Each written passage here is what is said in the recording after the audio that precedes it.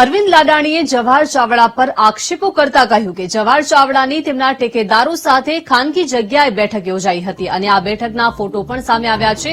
ત્યારે જવાહર ચાવડા કોઈ નવા જૂની કરવાના એંધાણ દેખાઈ રહ્યા છે। જો કે આ મામલે જવાહર ચાવડાએ બેઠકને લઈને વીટીવી ન્યૂઝ સાથે વાતચીત કરતા સ્પષ્ટતા કરી કે માણાવદર આવ્યા હતા અને લોકો તેમની શુભેચ્છા મુલાકાત કરવા માટે પહોંચ્યા હતા, કોઈ બેઠક થઈ ન હતી।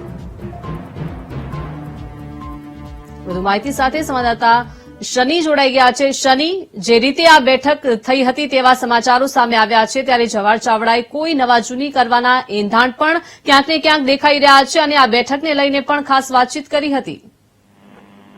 જે રીતે વાત કરવામાં આવે તો માણાવદર ખાતે જવાહર ચાવડા એક સ્થાનિક લોકો સાથે બેઠક મળી હતી।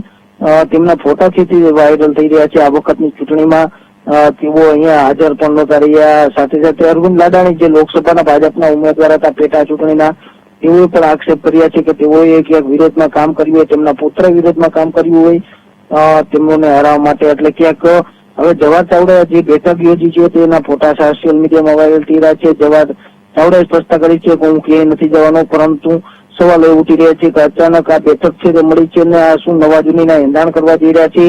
કારણ કે એક બાદ એક નેતાઓ છે તે ખુલીને સામે આવી રહ્યા છે, કારણ કે ભાજપ પક્ષ દ્વારા તેઓને યોગ્ય સ્થાન ન મળતા તેઓ ફરી નવા જૂની કરે તો નવાઈ ન કહેવાય। જી આભાર શનિ, વિગત આપવા બદલ।